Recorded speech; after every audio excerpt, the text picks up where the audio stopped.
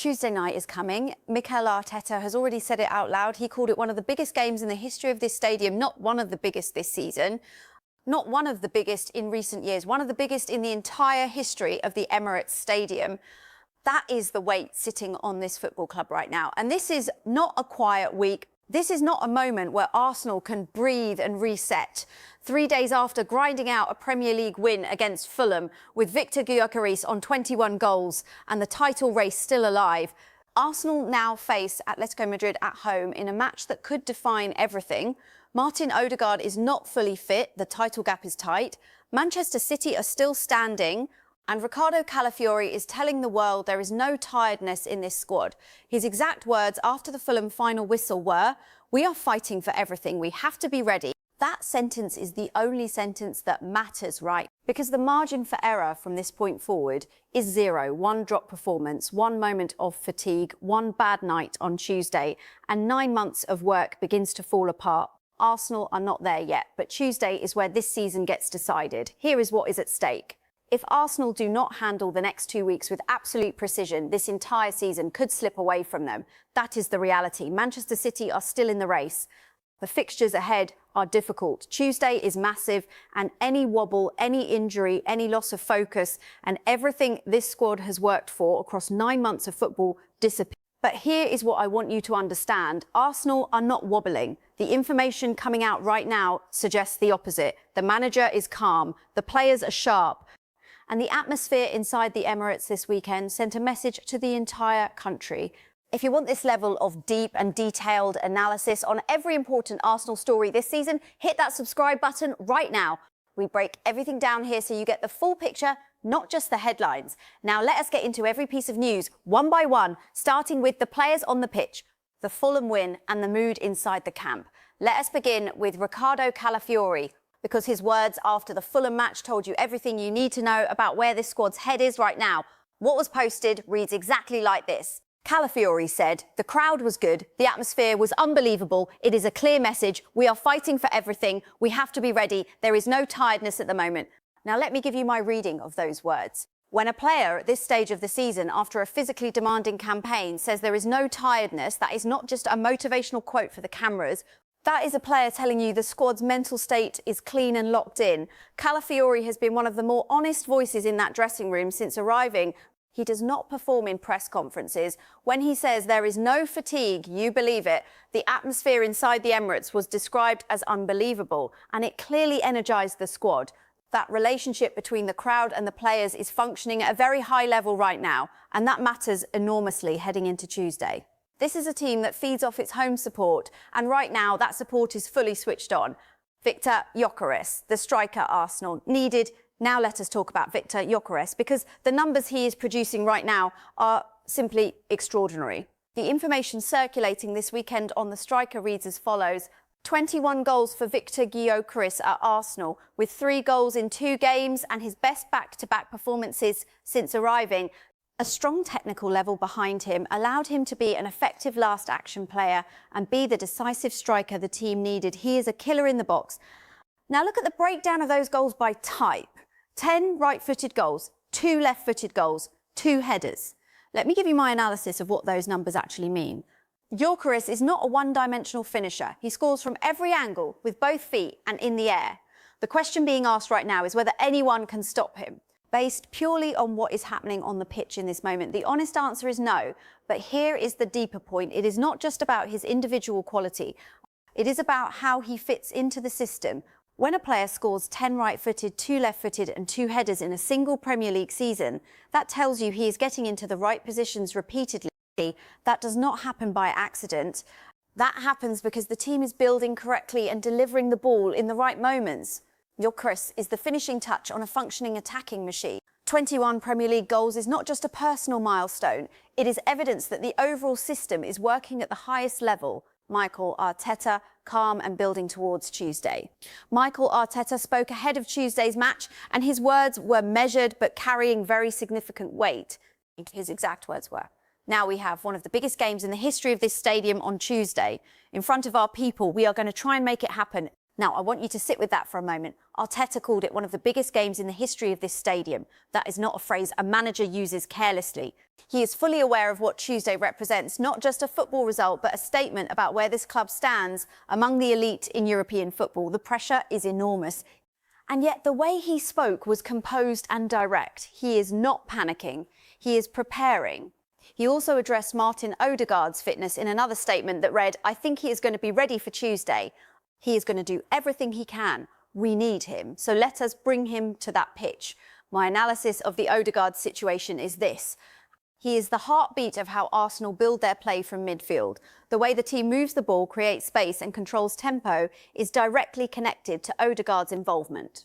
The fact that Arteta is expressing genuine optimism about his availability for Tuesday is hugely significant. If Odegaard walks out at the Emirates on Tuesday night, the atmosphere and the performance level of this team will be at a completely different level. That is not an opinion. That is what the evidence across this season has consistently demonstrated. The title race and what the pundits are saying. Now let us go to the pundit analysis, because there were two contrasting takes from recognisable names over the weekend that deserve direct attention. Wayne Rooney said clearly, Arsenal will win it. I think they will win every game and I can see City slipping up. Joe Hart responded with, I do not care who Arsenal are going to lose to. I look at Manchester City, they will do whatever needs to be done. Two very different reads on the same situation. Let me give you mine. Rooney's view is based on fixtures and form. Arsenal's remaining games are manageable if you factor in the momentum they are carrying right now. And City's fixtures, which include Everton and Bournemouth, are not as comfortable as they might appear on paper. Both of those sides are fighting for their own survival in the Premier League. That creates pressure and unpredictability. Hart's view is based on City's historical character. They have won titles in the final weeks of seasons before. They understand how to handle the pressure of a title run in. Paul Merson added a third and very detailed layer to this conversation. He stated that if Manchester City win their next two games against Everton and Brentford, there will be severe pressure on Arsenal to beat West Ham. He called West Ham a hard game because they are fighting for Premier League survival. He also raised the Tuesday night factor, acknowledging that the match could go to extra time and adding another layer of physical and mental complexity to Arsenal's week. He also said there is so much to go with it right now. But here is the key line from Merson, and it is the one that matters most. He said, if I had to pick a team to win the title at the moment, I would have to pick Arsenal because of the fixtures that Manchester City have got. They have to play Everton and Bournemouth, and they are difficult matches. Paul Merson is not a man who hands Arsenal compliments easily. He is choosing Arsenal as his title pick based on the evidence of the fixture list and the current form of both clubs. The evidence suggests Arsenal are the favourites right now, but only if Tuesday is handled correctly. Bukayo Saka, the big game player. Paul Merson also spoke specifically about Bukayo Saka after the Fulham match, and his comments deserve their own dedicated moment. The full quote reads as follows. He is a top quality player. I know he has not put up the numbers this season, but he gets doubled up. But he is a big game player. He gets on the ball, and when he isolates Jimenez for the first goal, he knows what to do, and he is on his weaker foot. I am a big fan of his. He turns up week in, week out. This season, there have probably been a few injuries. He is robust, and he performs. For me, get your best players on the pitch week in, week out until the end of the season, and Arsenal will not be far away.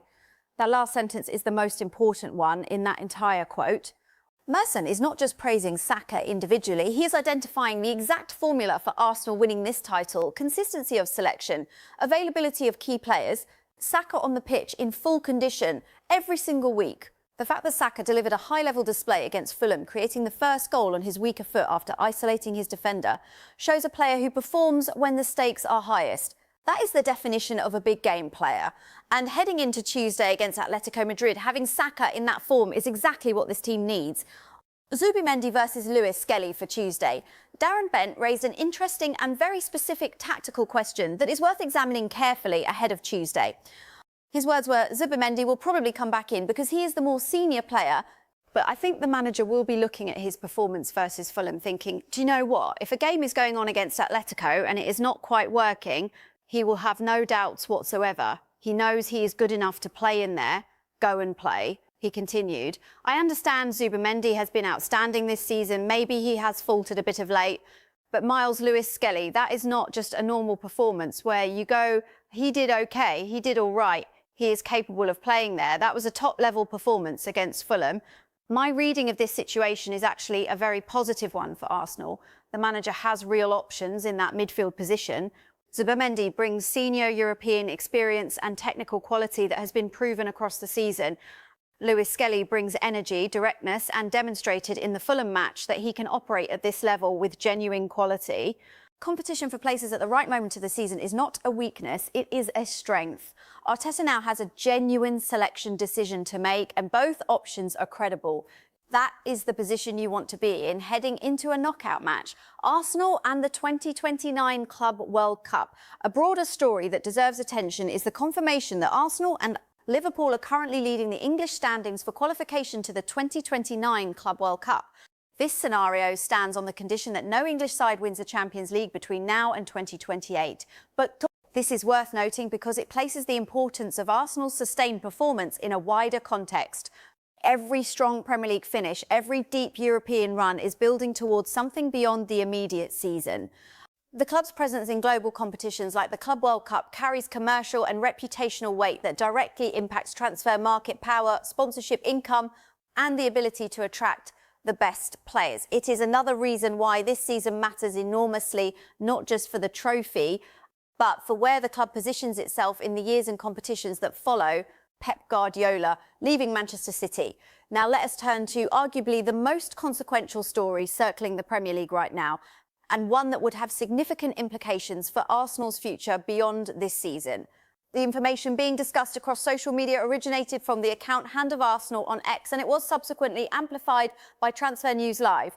Let me take you through exactly what is being said. Hand of Arsenal wrote, "My understanding is Pep Guardiola will step down at the end of the season, with Enzo Maresca all but agreed to take charge next season.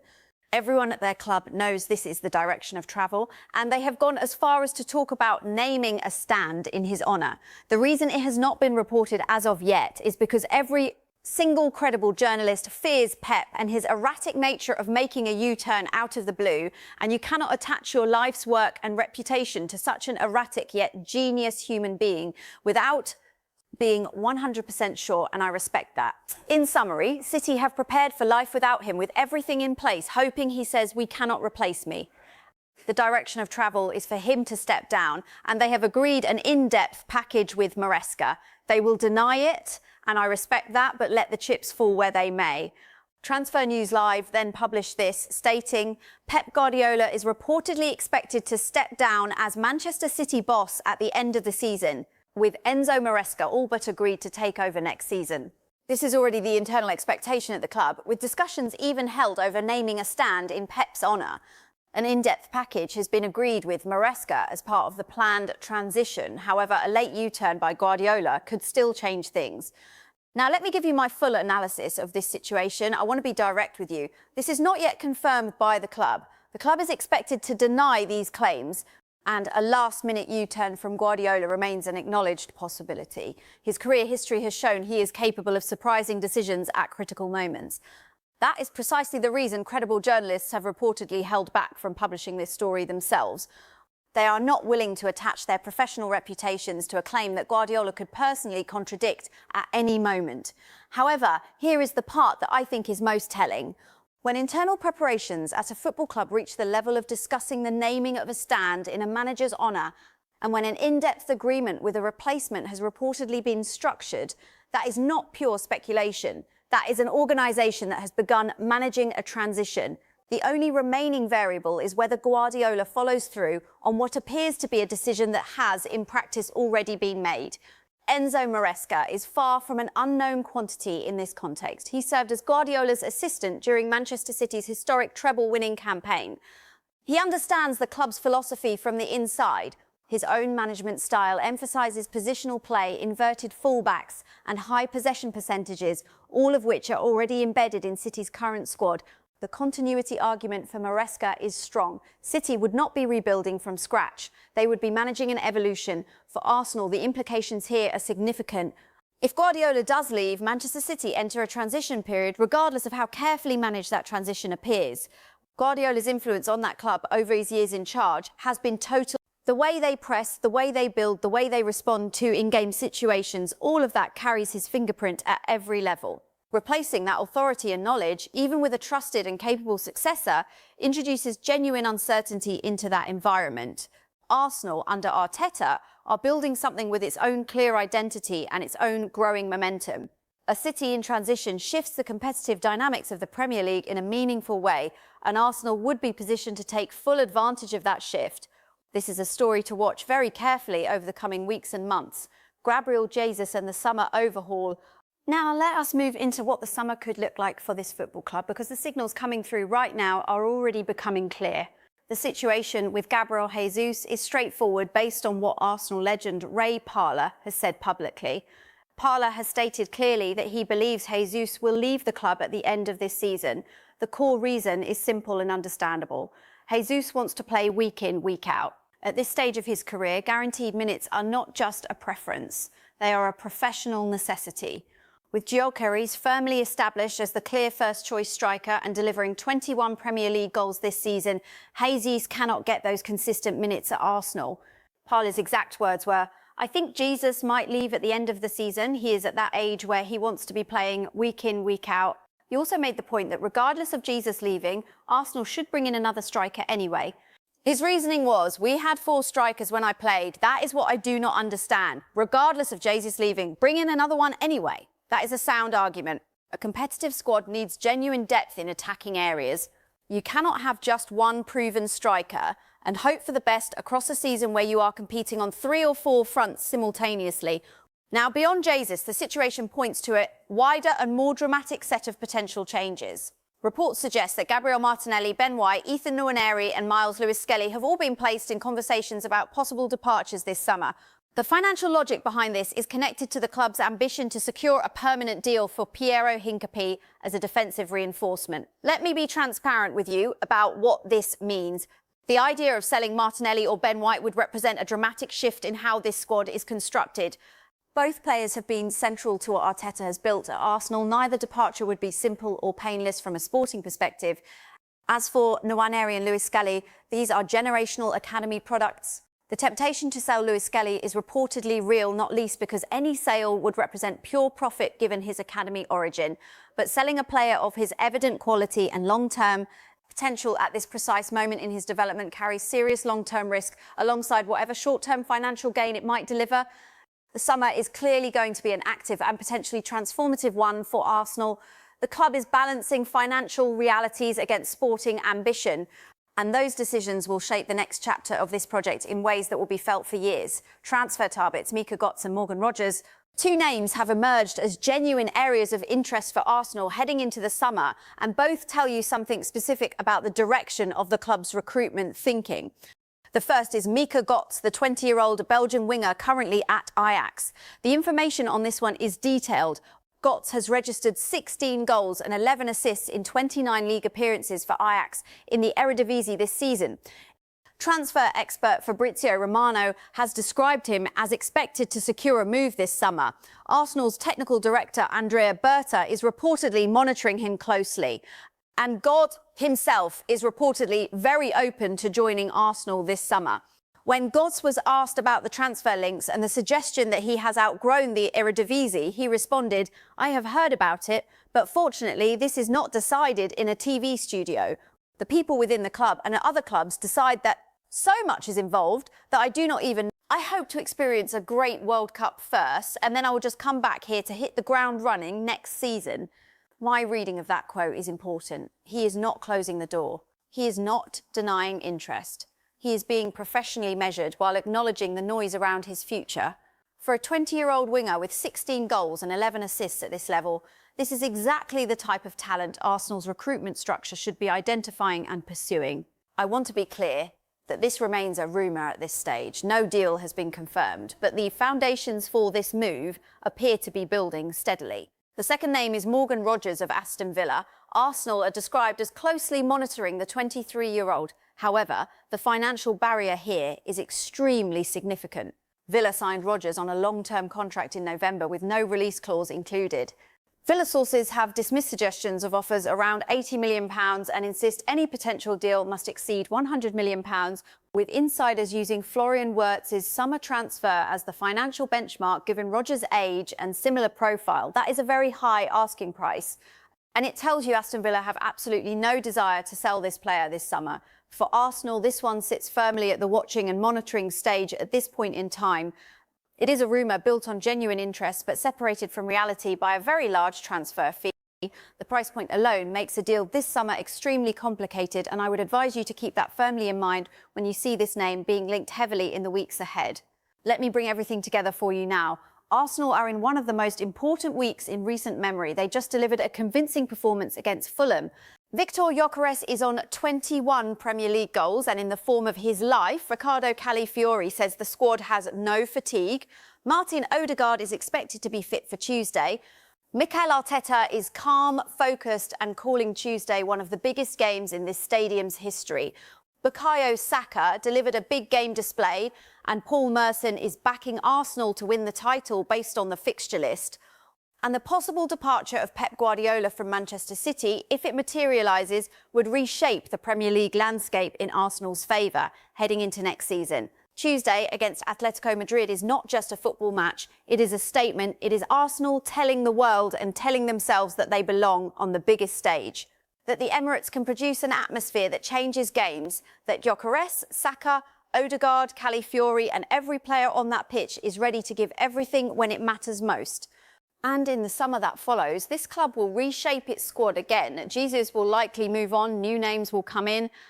Transfer decisions around Morgan Rogers and Mika Götze are forming in the background. And the choices made in the next few months will define whether this project continues to accelerate or whether it stalls when the next challenge arrives. The evidence right now says Arsenal are moving forward with confidence. The momentum is real, the belief is genuine.